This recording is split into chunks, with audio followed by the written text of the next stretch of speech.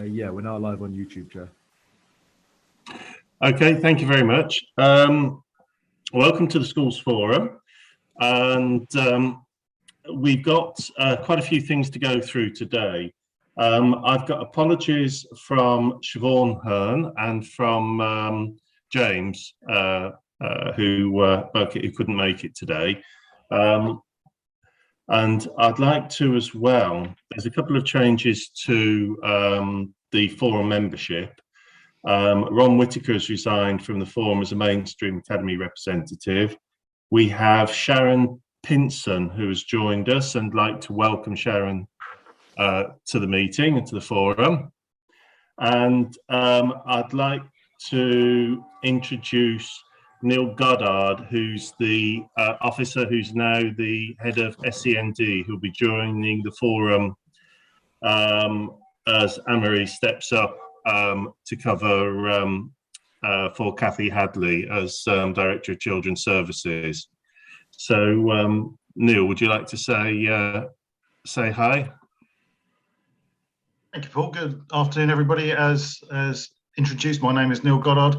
I'm actually now the Interim Assistant Director of Education as Anne-Marie steps up, and I'm really pleased to join your meeting today. Super. Raj, have we had any declarations of interest, or is there any forum members who've got any further declarations of interest that will affect today's meeting? No, I haven't received any declarations. Okay. With that in case, I'd like to go to the minutes of the last meeting. I wasn't available to attend that meeting, unfortunately, due to a hospital visit, but you've had the minutes circulated. Is there, has anyone, rather than running through them page by page, has anyone got any questions or queries on the minutes that they would like to voice, any concerns? Or are you happy for the minutes to be accepted as the representation of the meeting? If anyone's got any questions, if you put your hand up and we'll try and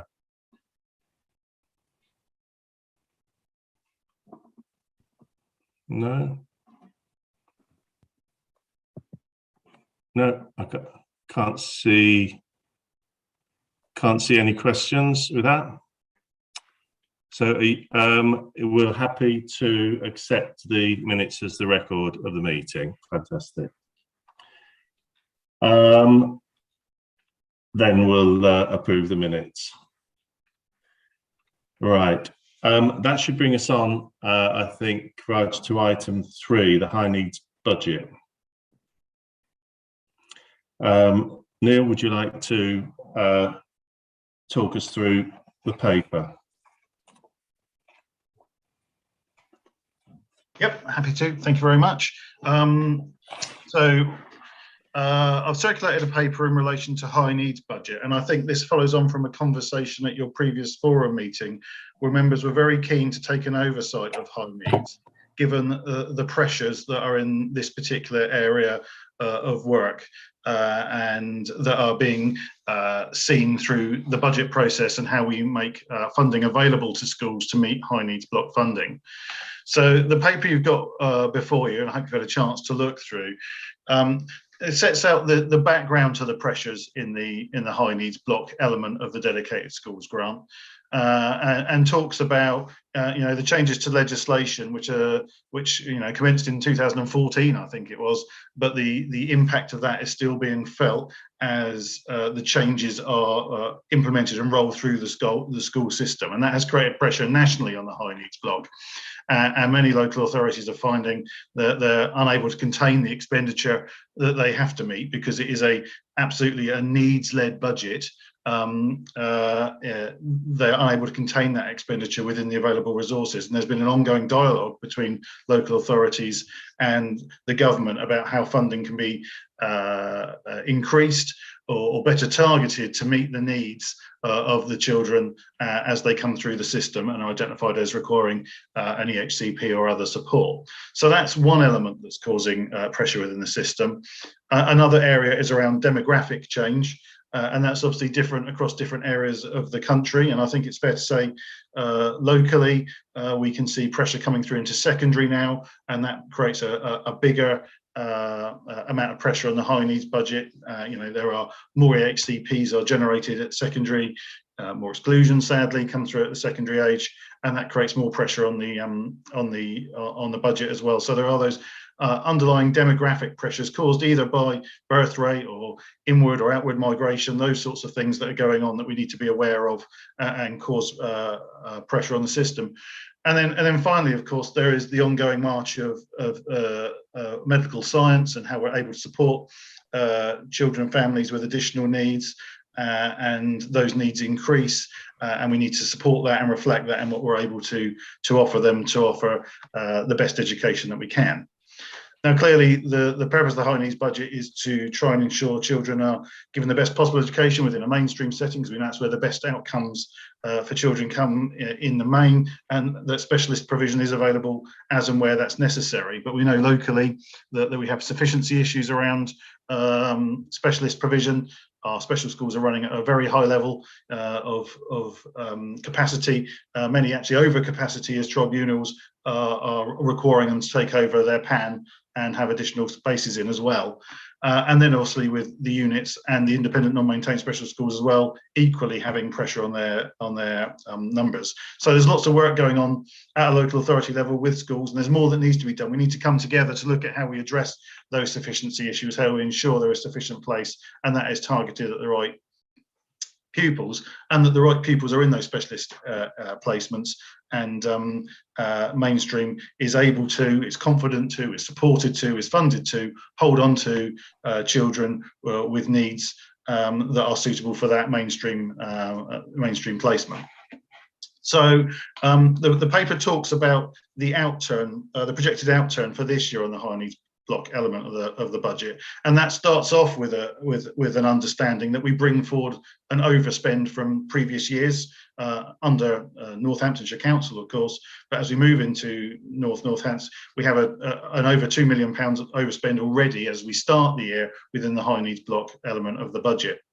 There's then a table 2, which sets out the pressures across the piece.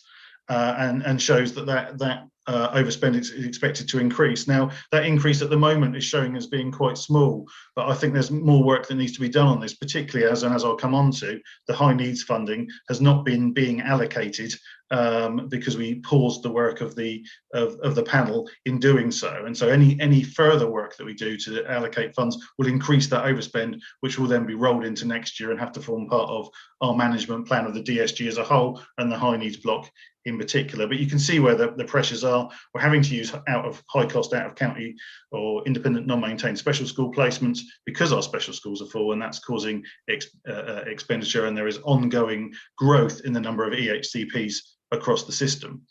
As it says in the paper, our proportion of EHCPs in mainstream is comparatively low compared to other local authorities, and I think that's something we need to be thinking about as to how we address that. And actually there will be an impact as that becomes right-sized over time, and those EHCPs that are coming through the system now and are held in mainstream will increase costs, and that will be reflected in the change in the makeup of our EHCP cohort across all schools.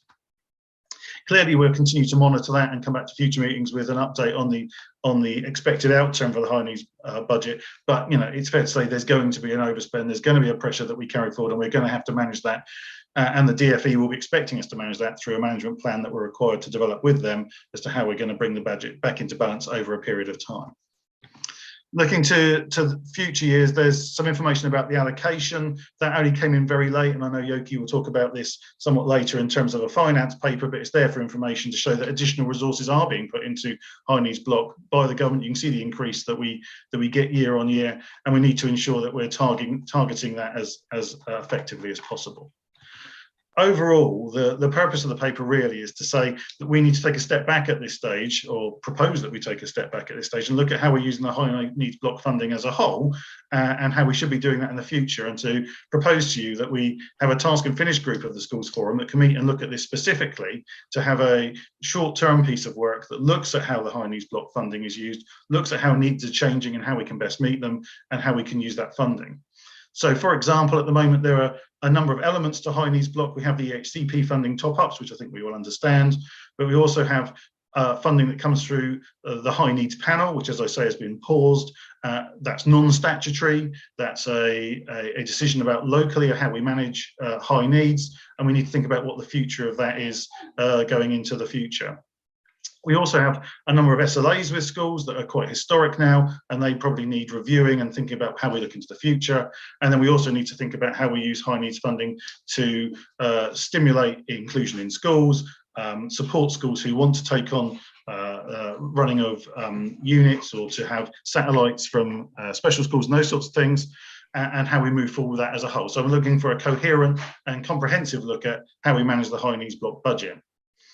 Finally, the proposal is that having had time to think about the high needs block, high needs funding panel, that we do reconvene the panel. We have some outstanding requests, a number of outstanding requests within schools, quite a number, I think, that are waiting to go through the process. But given what I said earlier about the budget, any money we spend through this will just add to the overspend. I'm suggesting that we are very targeted with that money. This is one-off funding. It needs to be used to support inclusion, support reintegration into mainstream, to support pupils who are waiting for the HCP process to catch up, those sorts of things, rather than being an ongoing support, because we simply don't have the funding to support that over a period of time. So that would be my proposal, that we reconvene that panel with those terms of reference. We circulate that to all schools and try and move that forward as quickly as we can. I'm sure you had an opportunity to read the paper. I think that's probably enough of an introduction from me, and I'll be really happy to answer questions or respond to any other issues you might have about that. As I say, this was a response to a request from you as a forum to have more information in relation to the high needs block. Okay, thank you, Neil. Has anyone got any questions they'd like to ask Neil first? If you pop your hand up.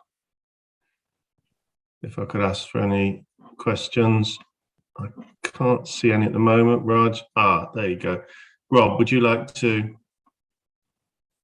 Yeah, thanks, Paul. Thank you for the paper. Actually, the paper I thought was really good. Really very clear about where the pressures are in this current high needs block, this current financial year high needs block.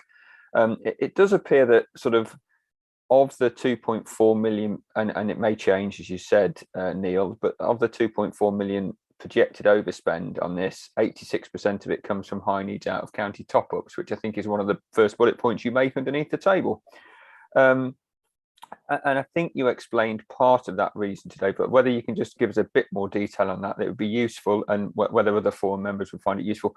In that, is that because they are placements where we generally don't have the specific expertise to meet the needs of the child, or is it because of the nature of the fact that many of our schools in special settings are full, and therefore we might be able to meet their needs, but we haven't got places, so we're having to place them out of county?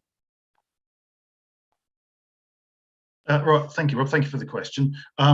Yes, so we are always going to need to use out of county placements, because, as you say, there's going to be specialist placements which locally we simply can't meet. There is always going to be really high level or very, very specific placements that we need to use. However, the answer to your question is actually your second proposition, which is our local special schools are full. And as such, in order to ensure children are not left without a school place for longer than is absolutely necessary, we're having to use those higher cost independent and out of county placements more so than we would want to. I mean, we'd want to educate all children as locally as possible, and that's absolutely part of our approach to SEND. But equally, they need to have placements, and educating them out of area is not the ideal outcome. It incurs transport costs, and has an impact on the family and those sorts of things. But equally, if it's a good quality of education, it meets their needs, then we have to look at the balance in the round, as you can imagine. But the answer to your question is, the reason it's under such significant pressure is because we're making more use of those placements than we would want to, because our specialist provision locally is, as you say, high quality, doing a great job, but full.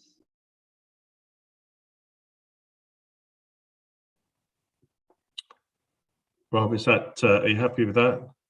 Yeah, one very, very quick follow-up, and which is, obviously, if that is the case, and I'm not surprised with what you said there, Neil, I suppose the logical follow-up question would be, and you might say that's part of the task and finish group, and I would understand if you did give me this answer, but you would then be saying, okay, is there coming through in the short term an overall increase in capacity to be able to allow for that situation perhaps not to be happen as often as it currently does?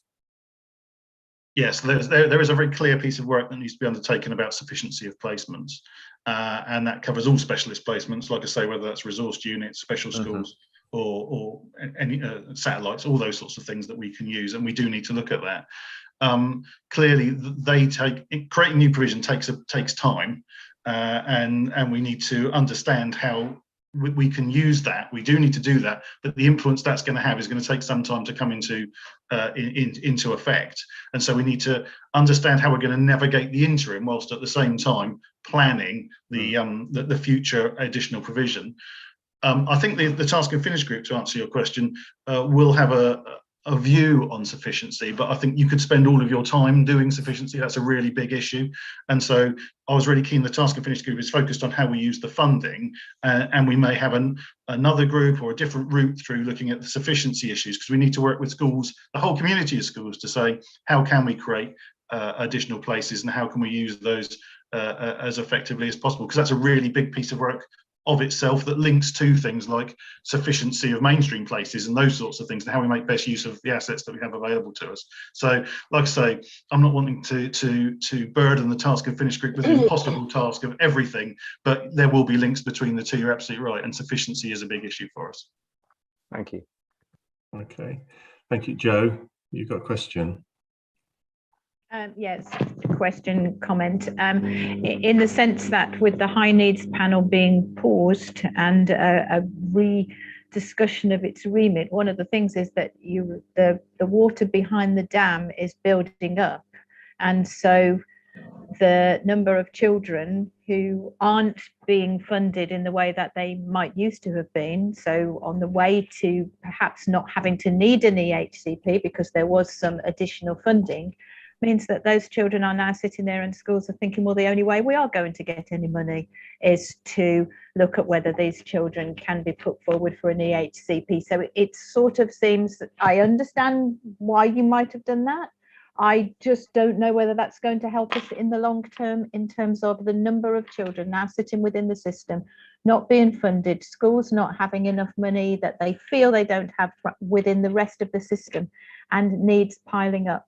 That's just what I can see. Thank you for that, Joe. Chair, if you're happy for me to respond. Yep. I absolutely, and that's why I came back to this meeting straight away with that proposal to reconvene the high needs panel, because you're absolutely right. There is water building up behind the dam. There are a large number of schools. I've been out to schools, I've spoken to schools, and they've all spoken to me about when is this going to become available again.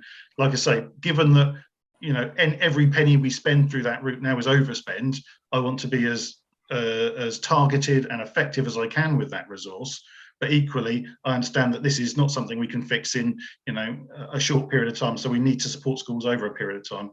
One of the things I'm very keen the task and finish group looks at is, if we continue with that funding, how it links with other services that the local authority or others could provide to support schools in a different kind of way. Because additional funding is not always the answer. There are alternative routes through this about support services or, outreach or all those sorts of other things. We need that rounded approach, which isn't to say there won't be high needs funding in the future, only that it might look different and that it'll be used in a way that creates a, supports the whole graduated response to additional needs, rather than just being the first port of call when additional needs are identified. And like I say, it really needs to be time limited. It can't be ongoing. If there are ongoing needs, that's what the HCP system is there to support. This is about, as we say, reintegration, support for inclusion over a period of time, and pre-HCP work. But please be assured, the reason we are here today to reconvene the panel is exactly for the reason that you've said, in that schools have set their budgets with an expectation that high needs funding will be available to support them, and it hasn't been for a period of time, and now we want to reintroduce it. But given the situation we're in, we want to do that in as informed and targeted way as we possibly can. Sandra, would you like to ask Neil a question?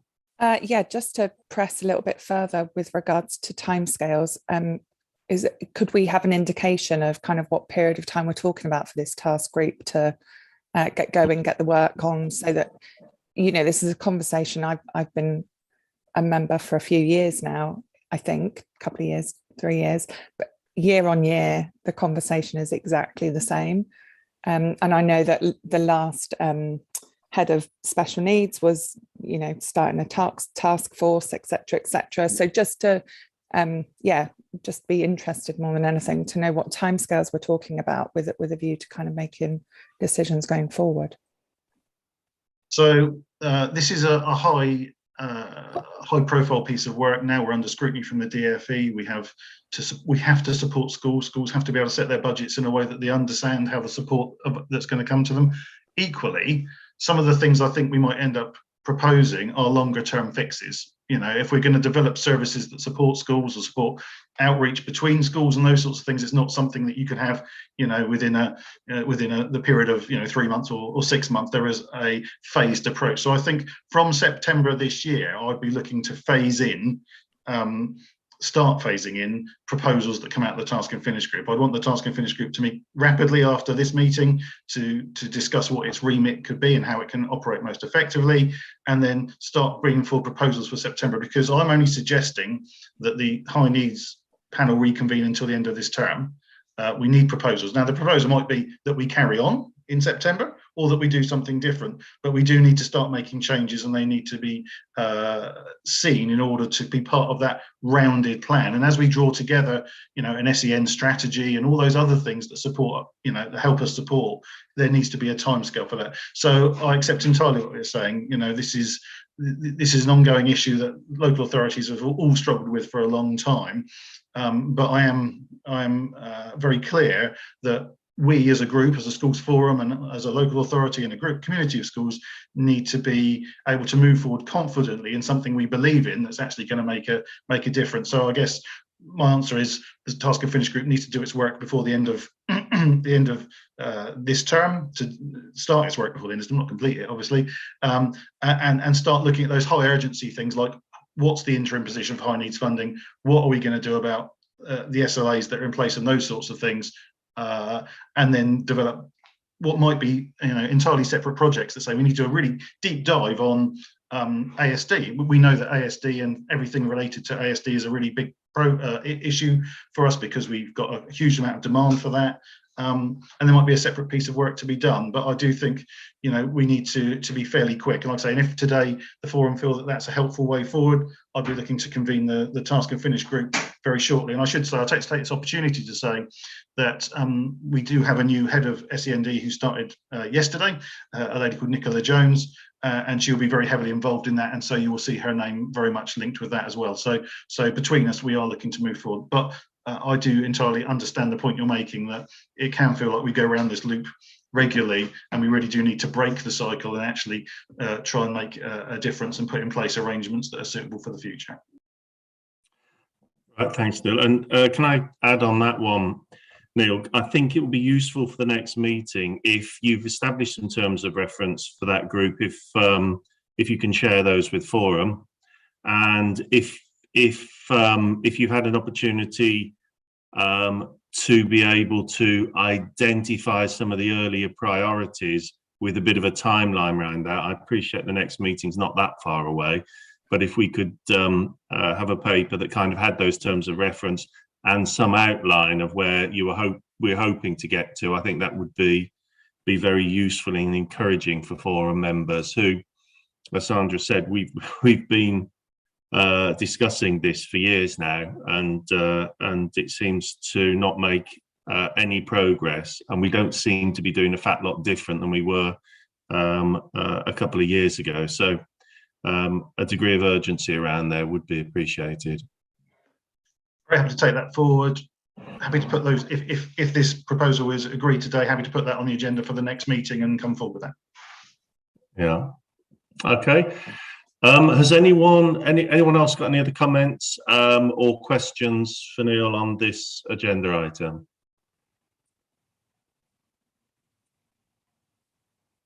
No.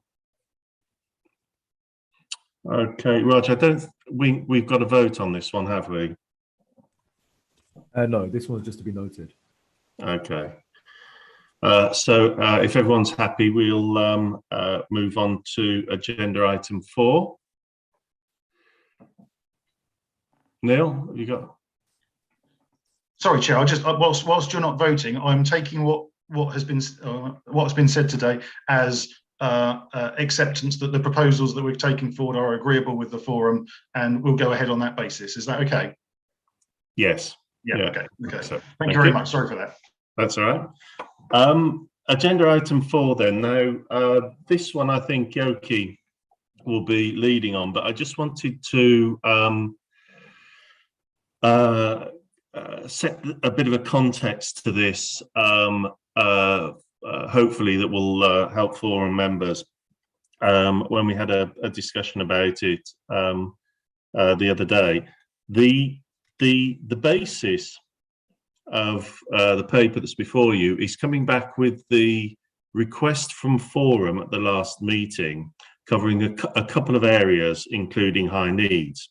So some of the basis of the paper is written that the forum had asked for a 0.5% transfer into high needs and to be capped at that, and that we'd also asked for a minimum funding guarantee of 2%. So Yoki will take us through the paper, but I just wanted to highlight when we get to the relevant bits that when those things have been worked through, based on also on the current census data, the funding in relation to next year, it leaves a bit of a shortfall in the funding on the DSG with the transfers and with the minimum funding guarantee. Now, I say Yoki will go through the detail of this, but I just wanted to highlight that so it's in our minds as we run through this paper. And Yoki's formulated some options that we will need to vote on and we'll need to look at so that we do balance the DSG and how that can be done. The one thing I wanted to add into there is that the current year we have a minimum funding guarantee of 1.86%, and there wasn't a need because the DSG balanced in the current year to do any other actions. I think with the transfer that we put in place, which was slightly less than 0.5% in the end, but Yoki will work through those and through the options. But I'll hand over to her now to run through the paper, but I just wanted to draw members' attention to those things so that when we reach the appropriate place, we can ask and answer any questions. Okay, Yoki? Thank you, Chair. Thank you. Good afternoon, everybody. Agenda item 4. Now, this paper is basically an overview of our latest DSG grant that we have received from the DFE back in December, on the 16th of December, okay? So this paper details all the settlement that we actually received.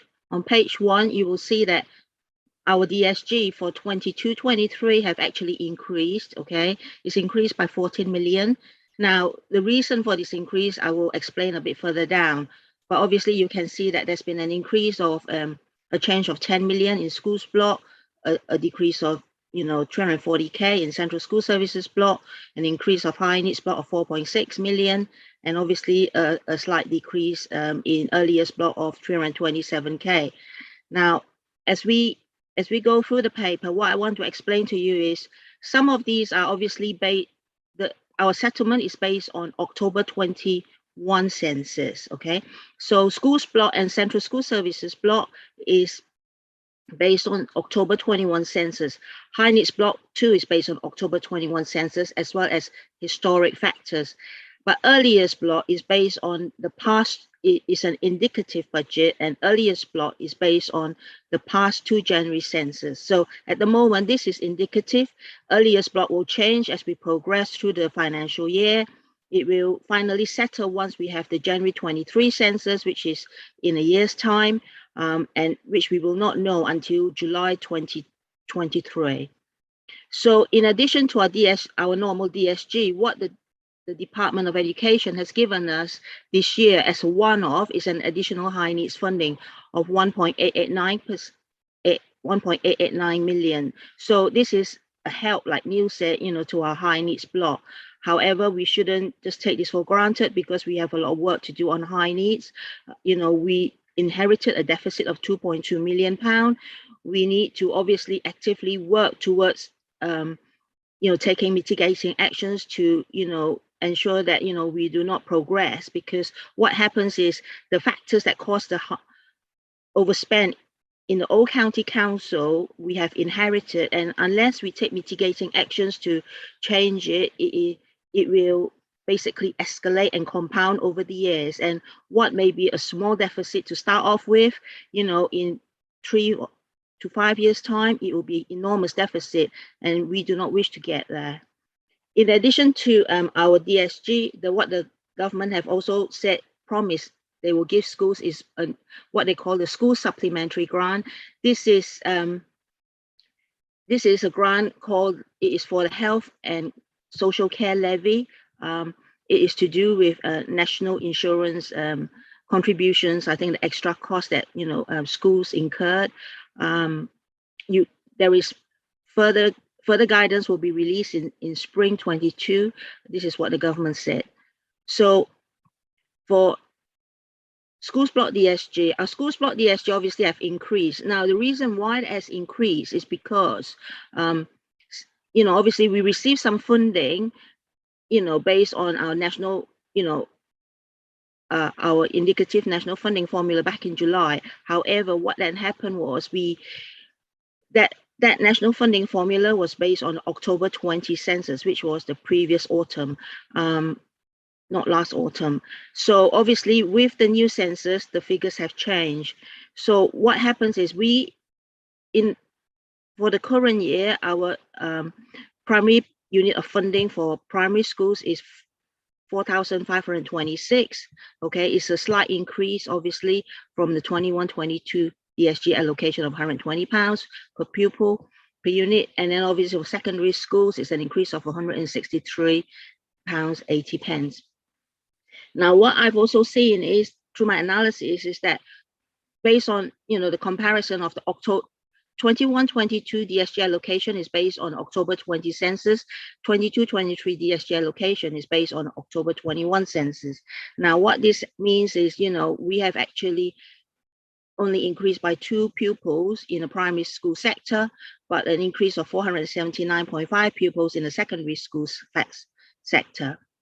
What we also had in 21-22 was there was a protection because the government moved teachers' pay and pension grants into the DSG. What they did then was to actually build it into the minimum funding per pupil level. This protection is gone for 22-23 because it was built in, and so for 22-23 we have actually lost the protected funding for teachers' pay and pensions grant. We obviously have a slight increase in the funding for the premises factor for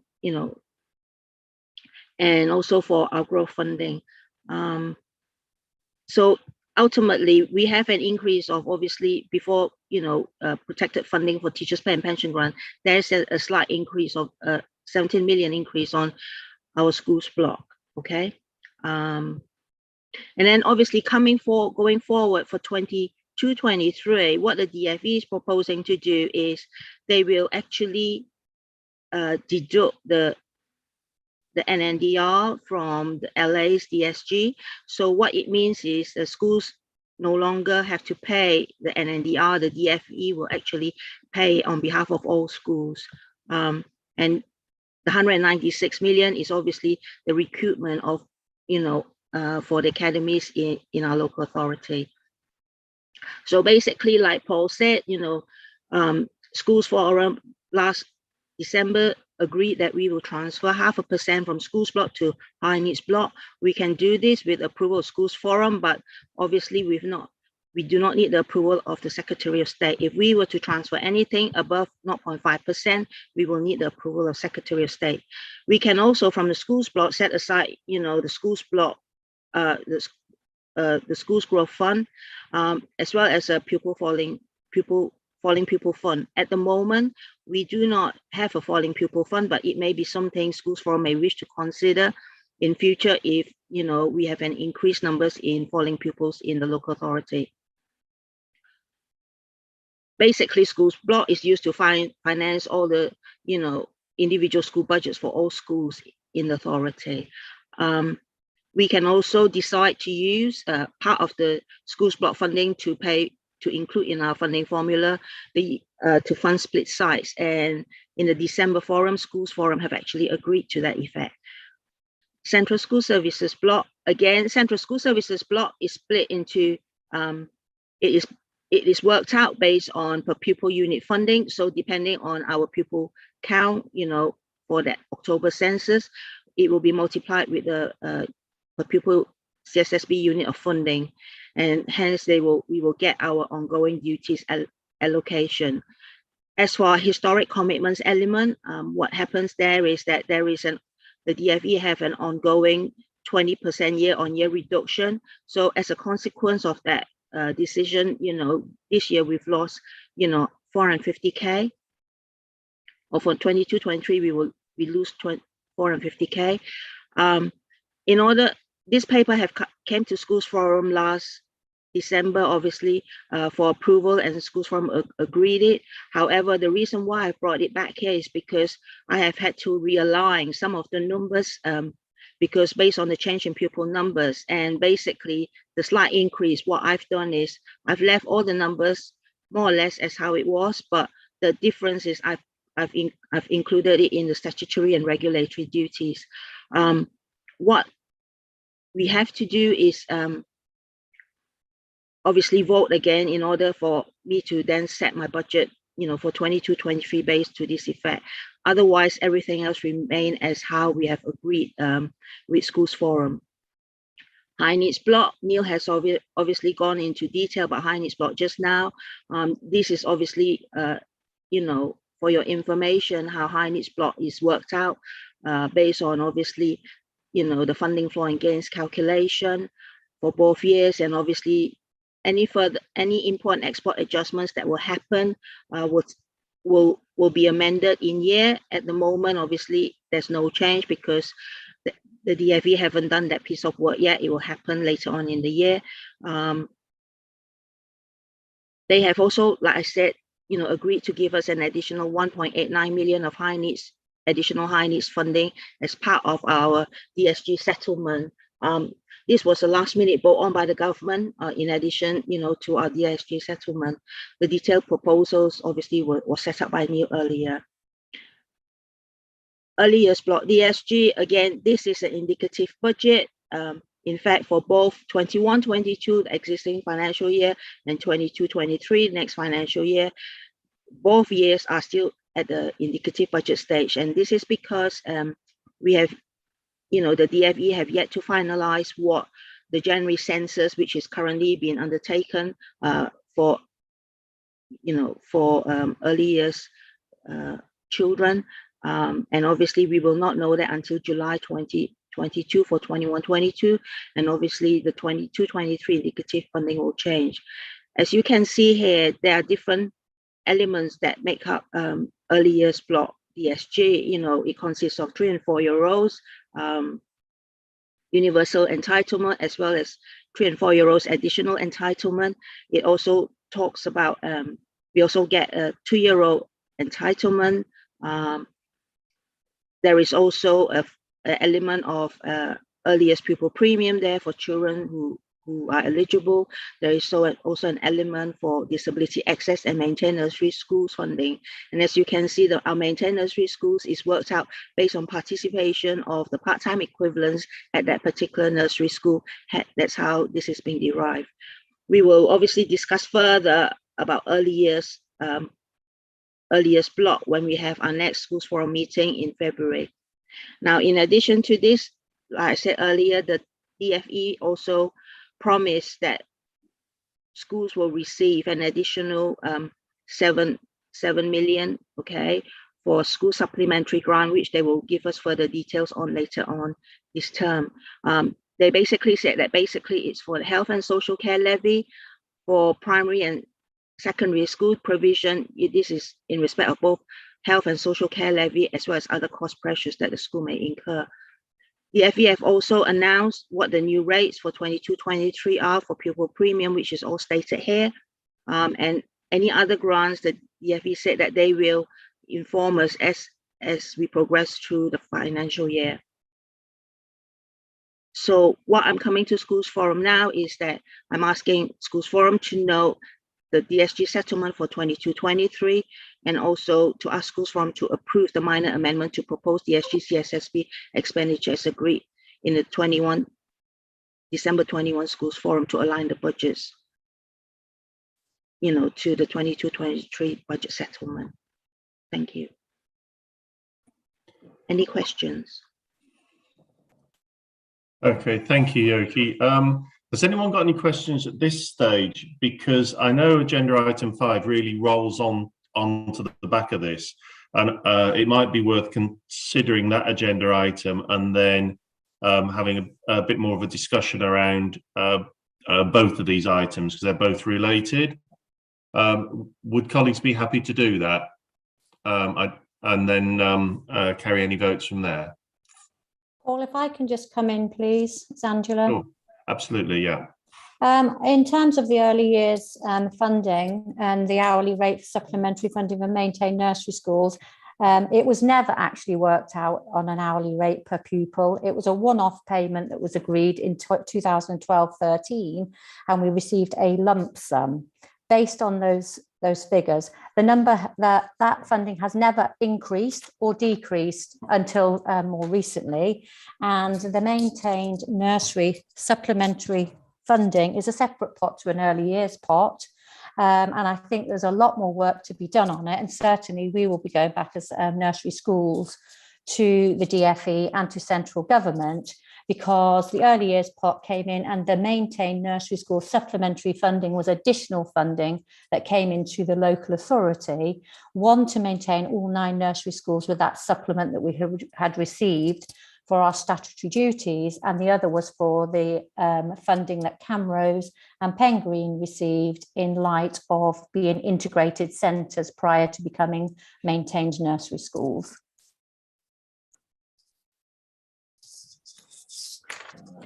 Thank you, Angela. Yoki or Anne-Marie, is there any?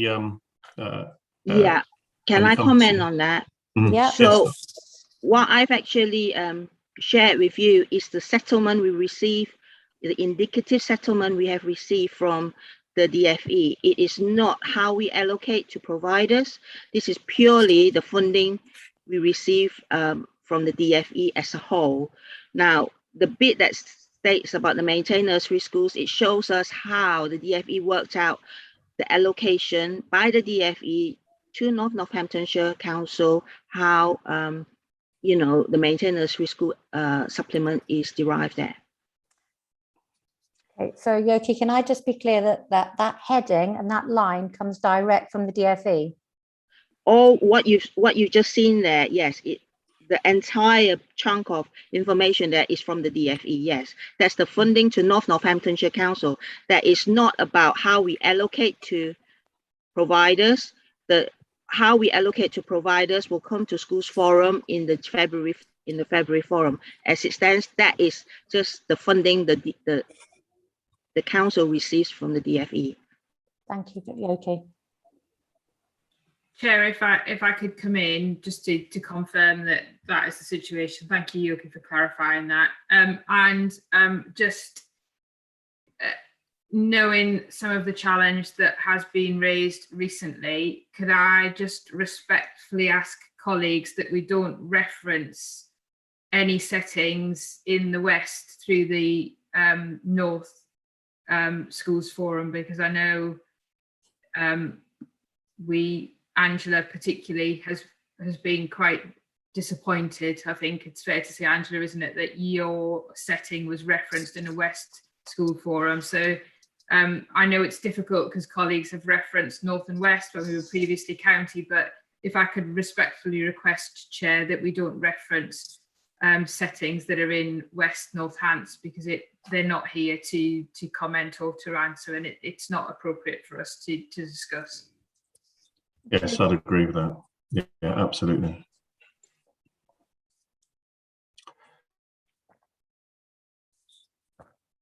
Okay. If everyone review and work through agenda item 5, and then round up any questions around the whole of the budgets for next year, can I suggest we do that? Yoki? Yes. No, that's fine. Thank you. Would you like to share your?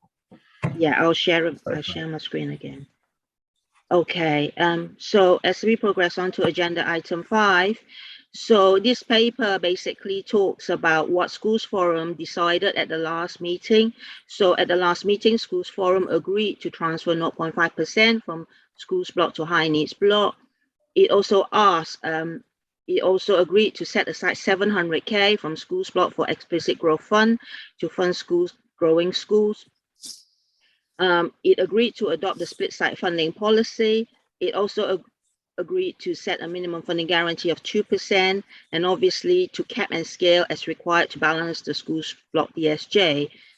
However, as I was preparing the papers and analyzing, the in-year spend of growth fund, what I found is there is obviously in the current financial year, there is a overspend of growth fund by over £30,000.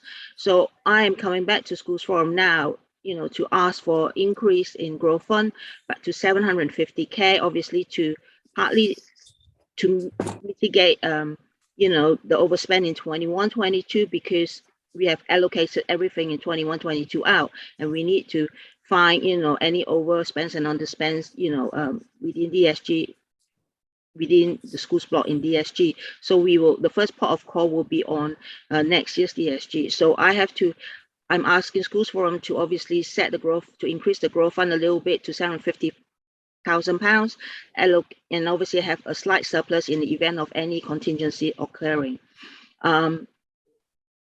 I therefore ask Schools Forum to revise and approve this growth fund to be set at £750,000. With this in mind, obviously, I've gone through the schools block DSG earlier on. I won't go through that again. With this in mind, I then proceeded to then obviously build your schools funding formula for 22-23 for all primary and secondary schools. Now, I have used the national funding formula factor values adjusted for Northamptonshire area cost adjustments. Okay, so basically, all our schools will get a little bit extra compared to maybe some other schools in the country that only got the NFF values. So basically, everything is based on the national funding formula factor values adjusted up for based on Northamptonshire's area cost adjustment. And I've applied it basically on the basis that I will transfer 0.5% from schools block to high needs block. I have set aside 750k from schools block for explicit growth fund to adopt the split site funding policy as agreed, and to set a minimum funding guarantee as requested. So when I did this, what happened was there is a shortfall, okay? there was a shortfall of budget, and obviously the amount by applying the 2% MFG, I have a shortfall of 303K. So back in December, I did say to Schools Forum, you know, if there was a shortfall, how would you like me to progress? You know, would you like me to cap and scale, or what's the way forward? And I was, you know, I was informed that, you know, I would obviously need to model various options and let Schools Forum decide, you know, how we would do that, which I have done. So in order to address this, what I've done is I propose 3 different options. I propose option 1, which is to cap it at, so everybody gets 2% MFG, but basically nobody gets more than 2% MFG.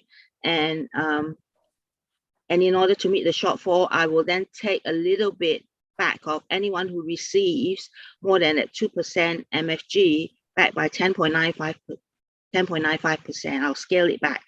The other option is obviously whoever got more than 4.57% MFG, they will be capped, and obviously I will scale back 50% of their gains, okay? And the final option is whoever got, and obviously these will target the big gainers, and obviously the final option is if they receive more than 7.72% gains, I will cap them. So there were schools that perhaps receive very high gains, and they will be scaled back 100%. These 3 options will address the shortfall, but they have different implications for different types of schools. Schools Forum, we agreed as well that I would convene a Schools Forum funding review group where I have invited all schools to participate, and obviously to look at the numbers, and obviously to come back and make a recommendation to Schools Forum. However, having had that meeting, I had some schools participate, but very poor take-up, I am sad to say. When they did come, they felt that, you know, they needed further contextual characteristics information of how schools impacted by cap and scale. This is difficult because every school is different and it's unique. They each have their own circumstances, characteristics, you know, it is not consistent amongst all schools.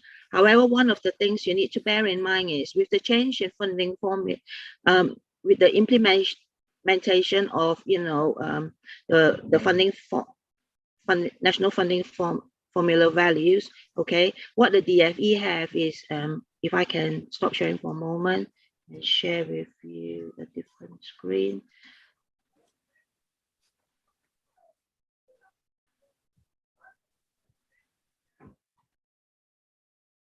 Sorry about that. So this is a slide I shared with Schools Forum back in the November forum, okay, about schools revenue funding.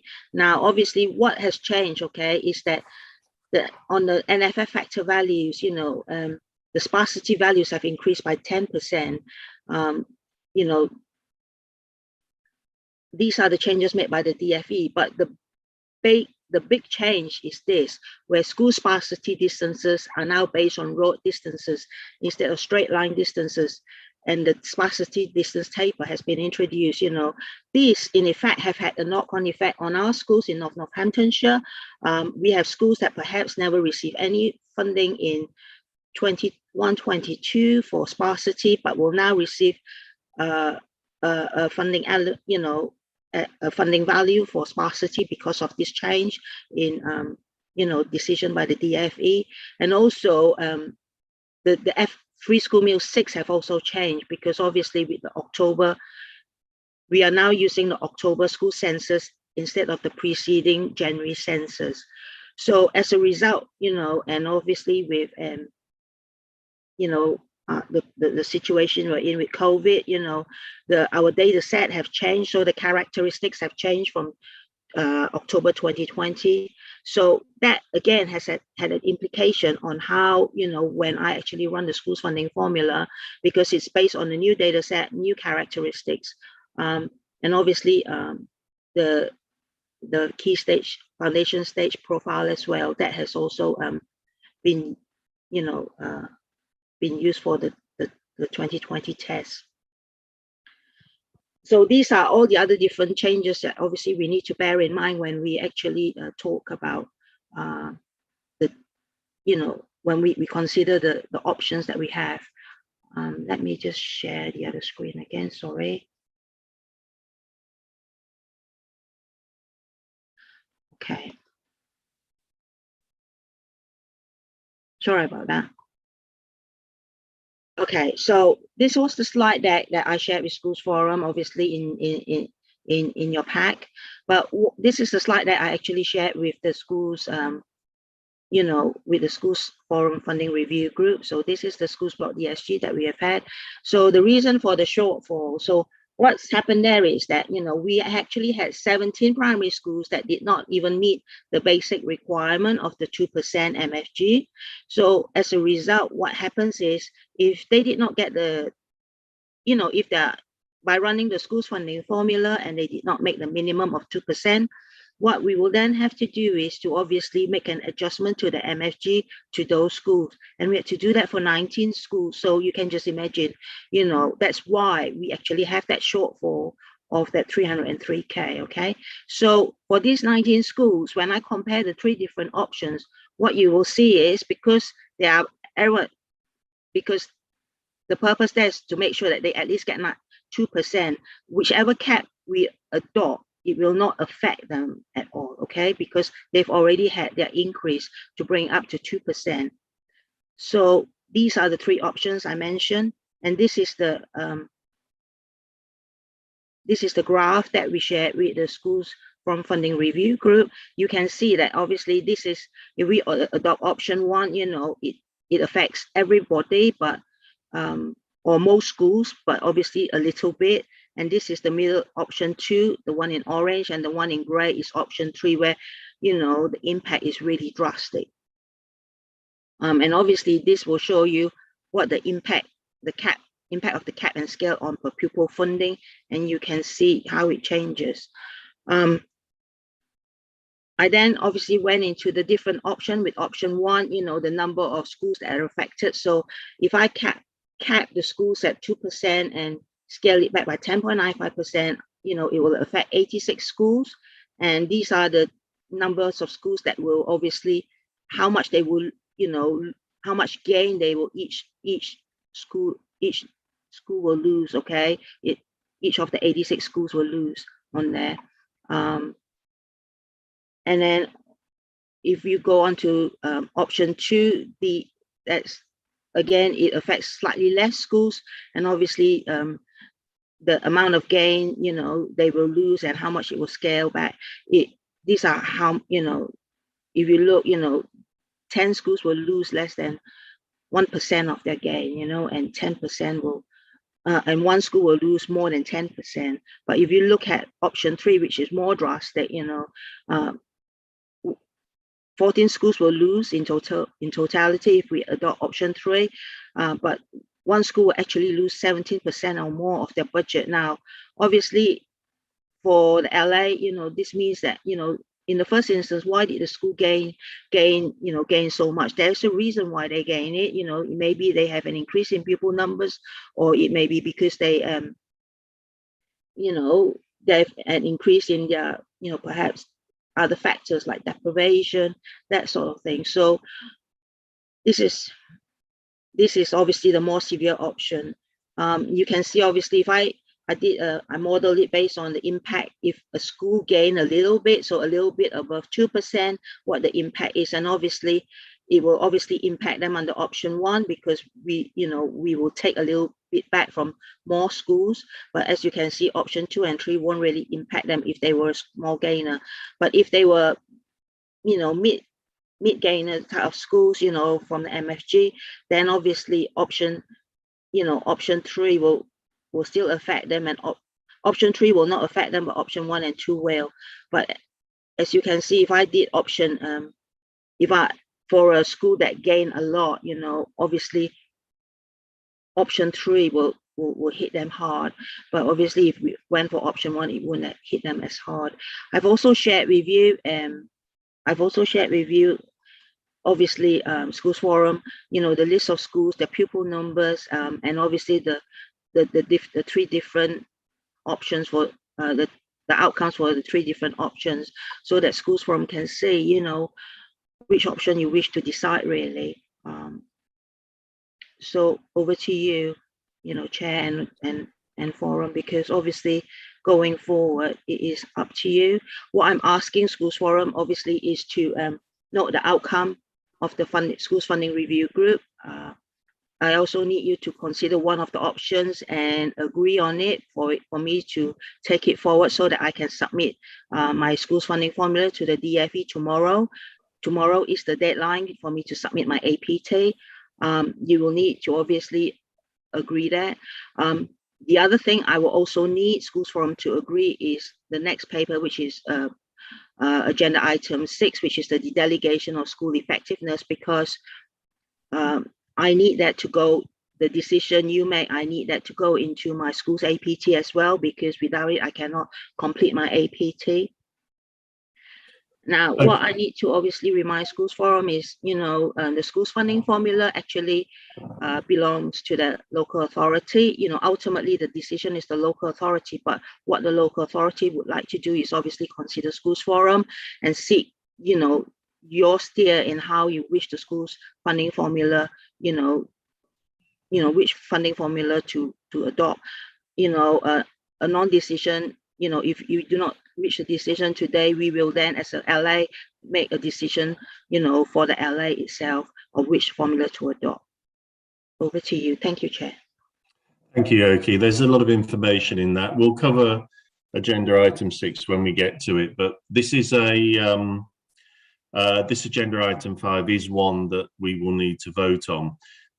Just before I open it up, just to summarise, basically the decisions we made at Forum with the 2% of MFG and the 0.5% transfer and the other functioning of the funding formula has left that shortfall, which will require, if we maintain those decisions, a cap or collar, and there's some options in there, and that Yoki, as you can see, has modelled, and basically it seems to come down to recover that money. Do you spread the pain among a wider cohort of schools, which reduces the amount, the extra amount they'll receive by a smaller amount, or basically by a smaller cohort of schools who will get a more substantial reduction in the increase that would have been awarded to them with the national funding formula. I'm sure there will be lots of questions. As I'll throw it open to forum members. Who would like to ask a question first?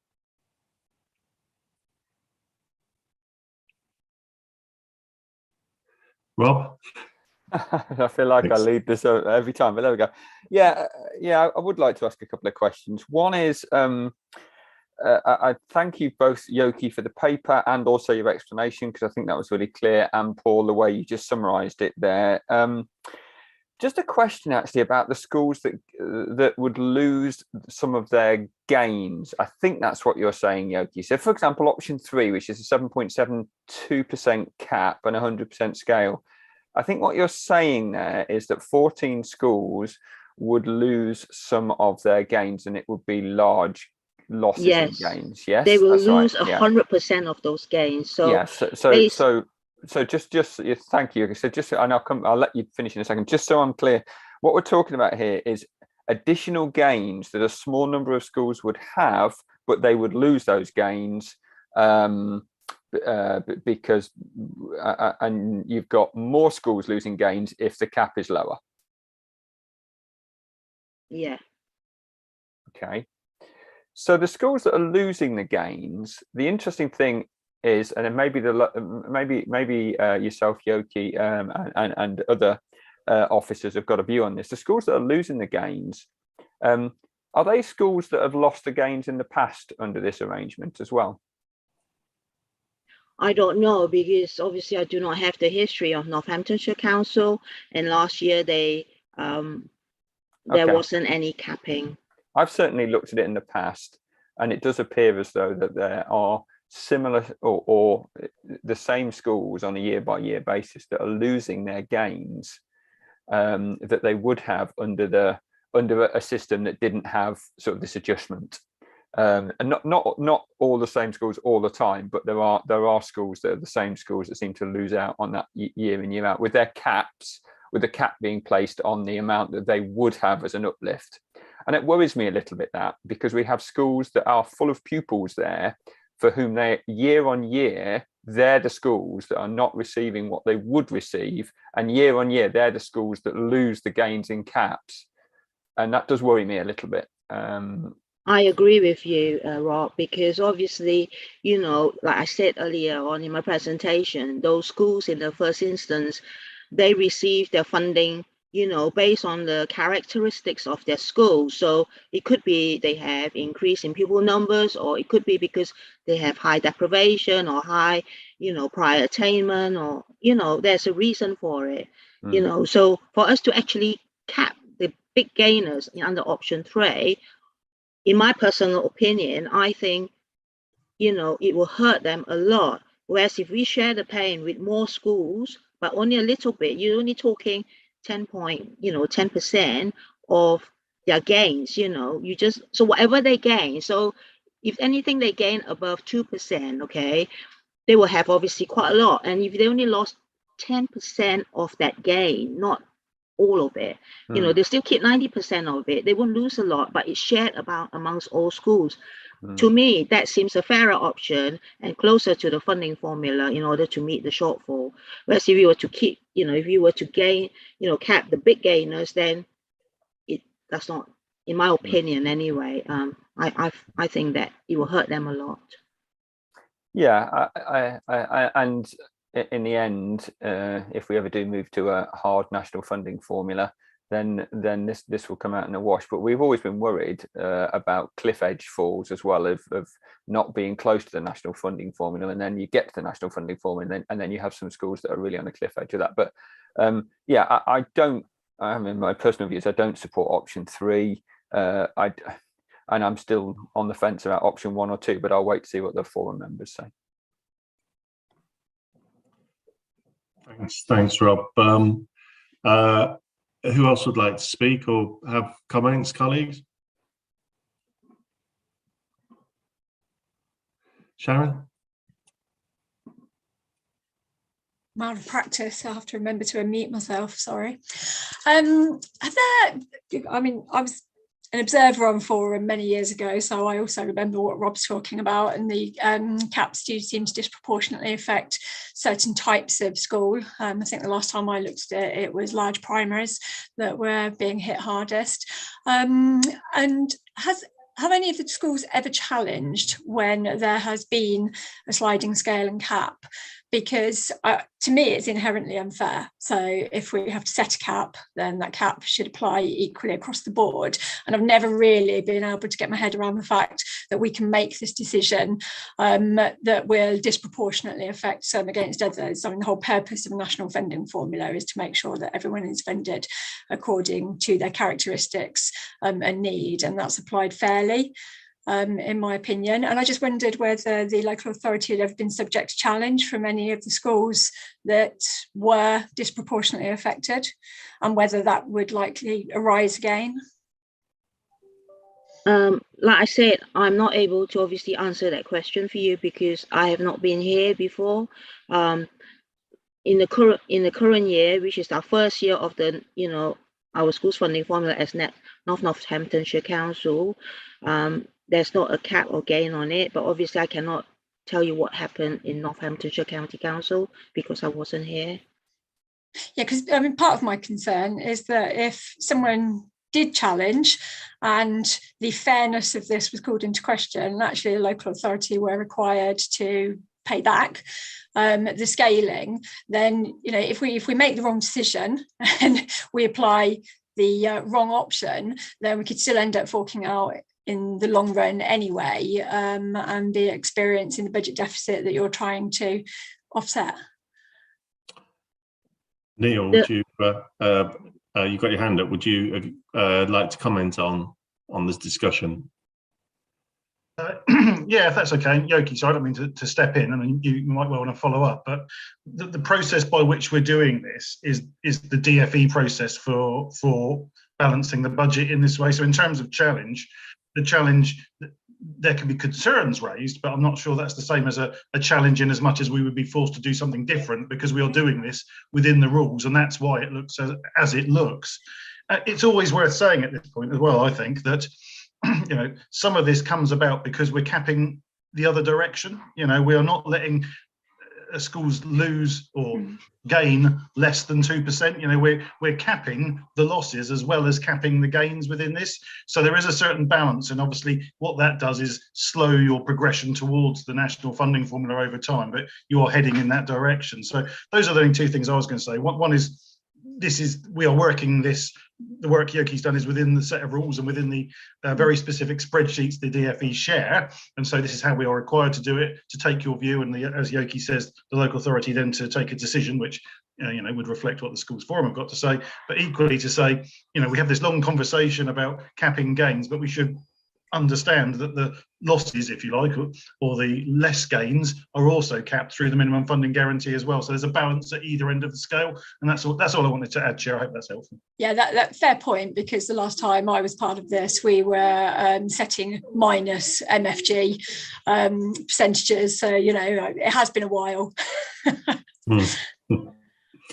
Yeah, no, that's fair enough. And as I say, it is a consequence, I guess, of setting that MFG in the first place, which is pretty much in line with the current year's one. So it's not like that's changed dramatically. But I do think it certainly, if colleagues decide on one of the options this time round, when we do get to a vote, when we've gone through our discussions, then I think it's certainly one for next year where we look very carefully at whether we can or should be putting in a minimum funding guarantee, or at what level, and make sure that we've worked through the implications of that before we make a decision on what that should be, if that makes sense. Before we move to a vote on this, are there any other comments or questions for Yoki?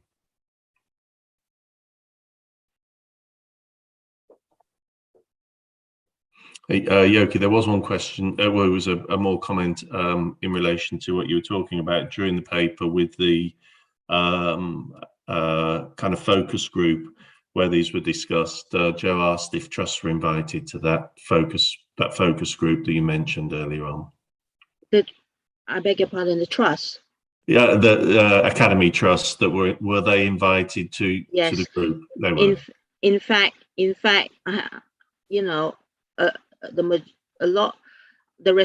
response I received was not many, but the few responses I received, the interest was higher from the Academy's trust sector than it is from the maintained school sector. Okay, that just answers that for Joe.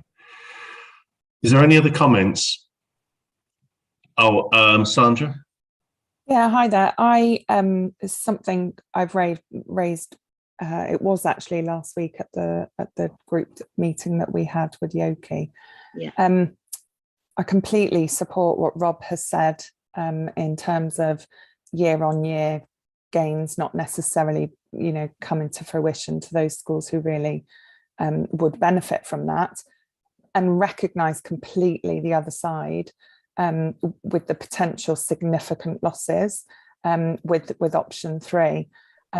Something I kind of think is probably very an unpopular opinion, whether in this forum or everywhere, is at what point and whose place is it to challenge the local authority on school viability? Because where those significant losses fall are with our smaller schools. And whilst I'm a massive supporter of there being a range of schools in our local authority, the gains that are therefore sacrificed, who's making that call on, financial viability long term?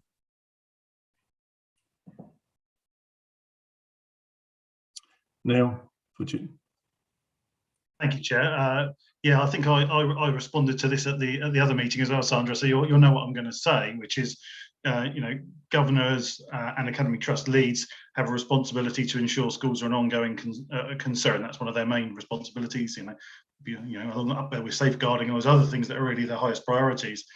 And the local authority has a responsibility to be in conversation with them about any concerns that they may have about that in terms of ongoing viability, and through this group, through the forum, to have a discussion about whether that is the impact of the operation of the formula or other funding elements, or some other impact, which, as you know, is most likely going to be pupil numbers. That's the key driver for schools' viability in all funding, and so this sits alongside the sufficiency issue that we have a responsibility to ensure there are sufficient school places. But sometimes that sufficiency goes the other way, and we say there is, we have to say there is excess school places, and we have to take action in that way as well. So I think that's where that conversation happens on an ongoing basis, and at the schools forum's role in that is to have a view as to whether the way in which the funding we have available to us is being used is exacerbating pressures on a certain set of schools, whether that's small primaries, as you've said, or rural communities, or big secondaries, whatever that might be, for whatever characteristic that drives that.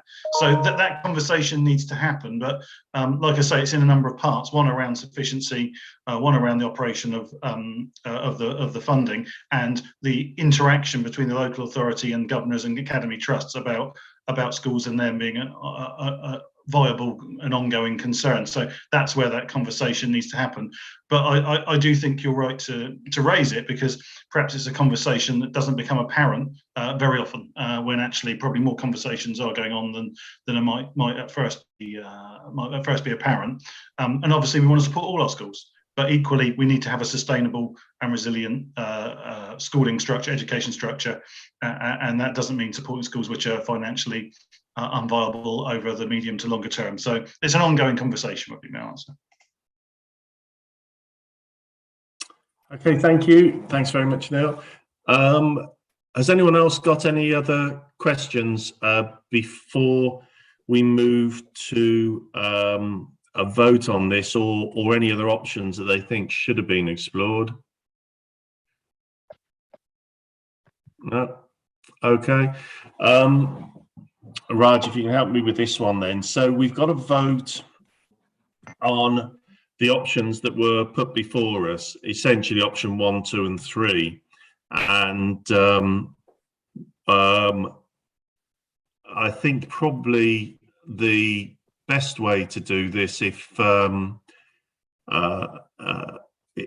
if you're in agreement with this, is if we go around each former member and ask them for their preference, 1, 2 or 3, or if you wish to abstain, as in not vote for any of the options. Are you happy with that as a way forward on this vote? Yeah, Chair, I think that'll be fine. I'll make a note of everyone's response. All right. Okay, so Rob, would you like to go first? Yeah, thank you. I'd prefer option 2. Okay. Joe? 2. 2. Sharon? Option 1.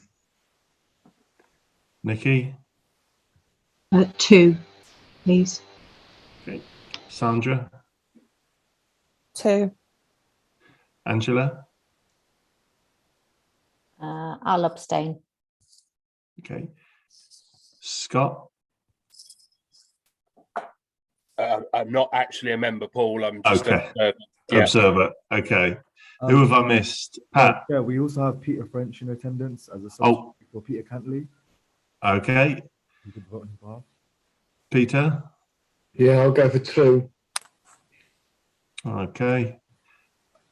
Have I missed anyone? No, that's everyone. Sorry. Okay, obviously, other than myself. I'll go for option 2. Okay, so yeah, we have option 2 6 votes for option 2, 1 vote for option 1, and 1 abstention. So option 2 is carried. Okay. Thank you everyone for that. And there's a lot of moving parts with these funding formulas all the time, and one decision you make in one area impacts something else and creates a problem that then needs to be solved. So I appreciate everyone's patience and understanding as we work through those 2 agenda items. So Yoki, I think the next one is, oh no, Neil, agenda item 6, the de-delegation. Oh, Yoki, you got. Yes, I need schools forum to agree that I am able to obviously set aside £750,000 for pupil growth fund. Yeah. Everyone happy with that? If just put your hands up if you're happy with that. Yeah. Thank you. Okay. That's fine. Thanks everyone. Thanks, please. Okay, so agenda item 6. Neil? Thank you, Chair. Hopefully you've got the paper. I will try and share it and see if I can make that work. No.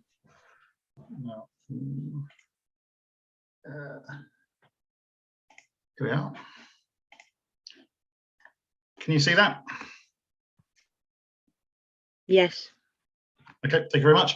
So agenda item 6 is a return to an item that you discussed at your last meeting, which is around the de-delegation of resources from maintained schools to support the local authority school effectiveness function. And obviously for academies and other schools outside of the maintained sector, this funding is then used within their academy trust or whatever to provide the services they have around school effectiveness. But in terms of the local authority, in order to make funding comparable, we are required to have a conversation with just the maintained schools on the forum. So this is just a subgroup who are able to take a view on this as to the amount of money, if any, that we're able to withhold to support the school effectiveness function. This is also supported with the central services function, of course, but as Yoki said, that's reducing by up to 20% a year. And so over time, we are under pressure to continually be looking at how we refine and revise our central services that we support the services with. So the first element of the paper goes through what is provided with the resources that are available, and I think you saw that last time this was considered, and so I wasn't proposing to go through that again. The next new element is at 2, where the government have undertaken a consultation on a grant that they provide to local authorities to support school improvement, and the outcome of that is that they're going to reduce it by 50% next year and then take it away entirely the year after. Once again, this is about consistency across maintained and academy school funding and to provide greater consistency, but it is an unexpected reduction, and I think we'll find there is some resistance to this for local authorities and that there will be lobbying in order for this to be reconsidered. But as it stands, we are expecting this grant to cease over the course of 2 years, and for Northants, the loss is around £37,000 in year 1, and then a further £37,000 when the grant goes. So I was just trying to find that on here. There are. And so that further adds to the pressure on the school improvement function and the things that we're trying to do to support the maintained schools within the area.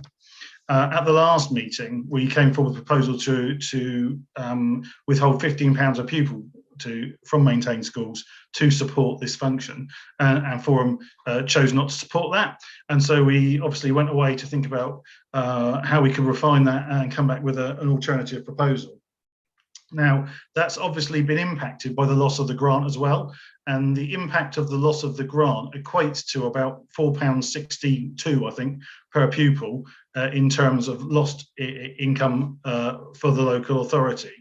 So what we've tried to do is combine those two things, to look at the £15 rate and reduce it, but then look at that within the light of the loss of grant that was supporting what we're doing.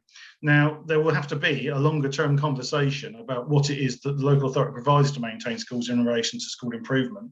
But in order to support the services that we currently have, but at the same time, still being being required to make efficiencies and savings in order to draw us within budget, the proposal that we came to was that we would propose to the forum that we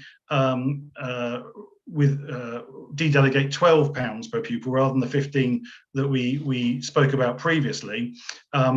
That being adjusted for the loss of grant of, like I say, £4.62 that we've lost through the DFE decision. DFE were clear that we should consult with schools, and there should be an expectation that schools would consider the impact of the grant, and this conversation that's being had in local authorities across the country in relation to this is impacted by that. So we are entirely in line with what's expected, and certainly in terms of next year, once again, there is an expectation that we will continue with that that conversation. You can see the impact here. That's the level of funding that delivers sort of 118,000, just over, would be de-delegated, and that would be used to support the school improvement functions that are at the top of the report. And like I say, I think you've been through before. So that's the summary of what we're putting before you. Like I say, it's not as big a decrease from the £15 as we would like it to have been, but that's because circumstances have changed and the grant has been lost. And it's not a commitment that we will continue at this level of funding across future years. There needs to be a further conversation about that as the grant disappears, central services reduce, and those other changes happen. But in looking for an equitable, reasonable and deliverable service that would be acceptable to schools, but also enable us, like I say, having taken efficiencies and undertaken a savings exercise, to still be able to deliver what we see as the key services, this was the level that we thought was appropriate to come back to schools forum with. As Yoki says, we need an answer to this today, sadly, because the APT, the funding information is due back to the DFE tomorrow. And like I say, this is the second time this has been considered here. Once again, it's really only for the maintained schools to vote on. Other schools very welcome to express a view and ask questions, of course, but that's the proposal that's before you. What we've got here in the graph is just a comparison of what other local authorities do. Obviously, that was last year and before the loss of the grant, and you'll see, I think that certainly considering the grant loss, £12 is not an excessive amount in terms of what others are doing, and reflects very much a middle of the road approach, and perhaps below that, given the grant loss that's been decided. So just to finalise, as I said, there is a vote that is required on this issue, but only for the maintained schools, and the proposal is that we would de-delegate £12 per pupil to support school improvement functions, as you've discussed previously. Okay, thank you, Neil. If I can throw this open for any questions or discussions. Obviously, it is a maintained school vote, an issue, but if any colleagues would like to comment.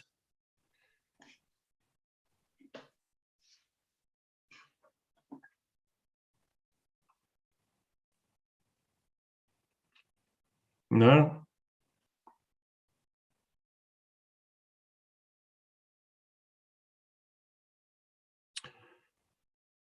Okay, Raj, have we have got a vote on this. How many colleagues have we got on who's voting?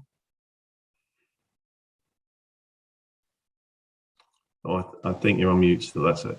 I was on mute for a second there. We have Sharon, who's voting on behalf of Primary Maintain. I believe Peter as well, because Peter Cantley was voting at the last one. And then Siobhan sent her apologies, so she won't be able to vote on behalf of the secondary sector. So we just have primary representatives today. Right, okay. And I think in the paper, is there an option to opt out of it on the secondary? Or the Yoki?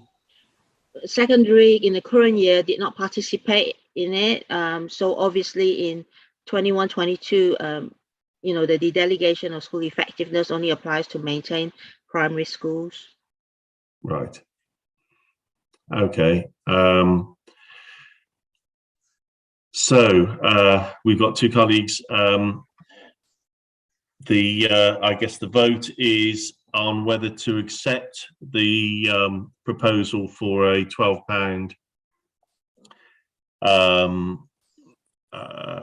de-delegated cost, or to reject it. So it's of straight for, against, or abstain.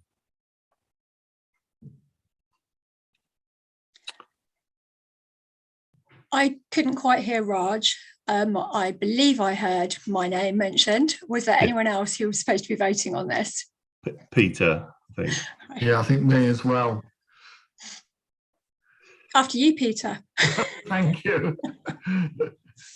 Yeah, no, I think I'm not going to say my dogs are barking. Not on balance. I think from what I've heard, I think we need to have a school effectiveness service. So I would say yes. Yeah, and I'm also in favour. Okay, that's great. Raj, you happy with that? Yep, that's fine. I've noted those, so it's carried. Yeah. Brilliant. Okay, so if we move on to the next agenda item, is the schools forum plan for next year, which is yours, I believe, Raj. Yeah, sorry about that. I keep messing up with my my mute. Can everyone hear me okay? Yeah. Okay, perfect. Yeah, so as you all know, the next meeting was supposed to be in March, but then as a result of the previous meeting, we've now scheduled another meeting for the 10th of February as an outstanding meeting, as an additional meeting. That will be primarily to do with early years updates. So if I just get the forum plan up for a second.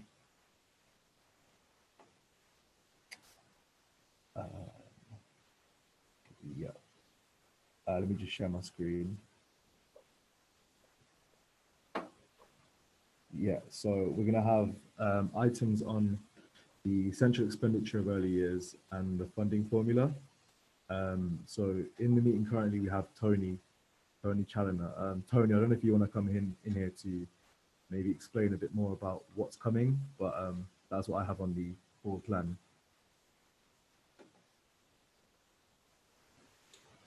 Right, in summary, I'm happy to explain that rather than put Tony on the spot. So what we will need to do at the next meeting is we will need to look at proposals for the funding of the maintained nurseries in particular, but also look more generally at early years funding and the distribution of that early years funding.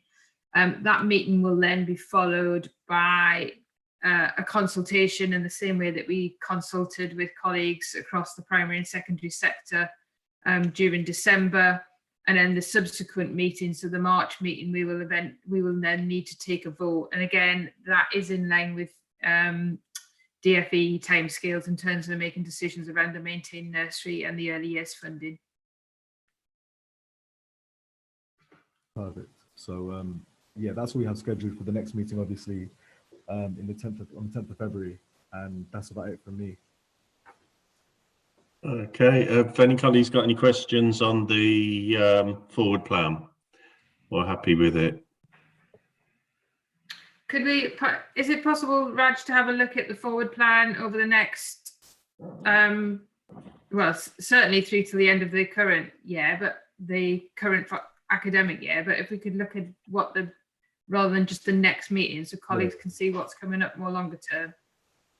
So then, yeah, for the March meeting, we I only currently have those on the floor plan, and that's as far as it goes at the minute. Okay, Chair, through you, if I could request that we look at the forward plan for the next full financial year when we meet in March, so colleagues can see what's coming up and how the scheduling is working, so we can get ahead of time and know what the expectations are on forum members in advance. I think that would be helpful. Yes, I'd agree. Thank you. Okay, yeah, I've noted that of that, so I'll note that in the minutes. Thanks. Neil, you've got a... following on from the earlier item, can I suggest we add progress on the task and finish group to the next meeting agenda? Would that be acceptable to everybody?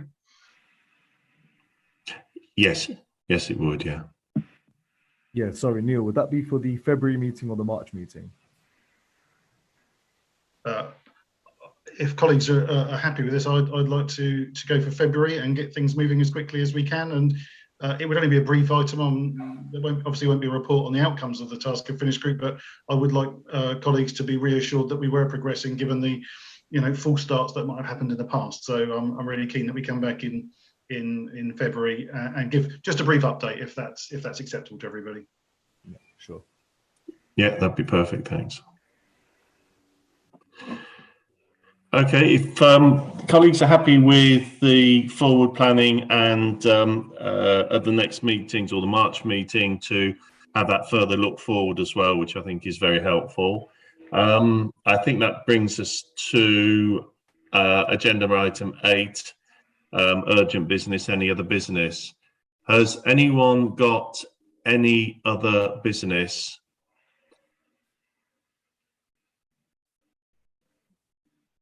No? Okay, well, I think that's covered the agenda for now. Thank you very much. Thank you everyone for attending and giving your time, and for the members and the officers, and for the information in the packs. I certainly found that the agenda item information that's come through is a good quality, and we have experienced some issues in the past in terms of delays getting it out, and also in the quality information. But I'm very pleased with the data we've had so far. So thank you for everyone who's put a great deal of time into that on behalf of Forum, and thank you for your indulgence of me as chairing the meeting this time. I hope it wasn't too painful for everybody. And I look forward to seeing you at the next meeting, where hopefully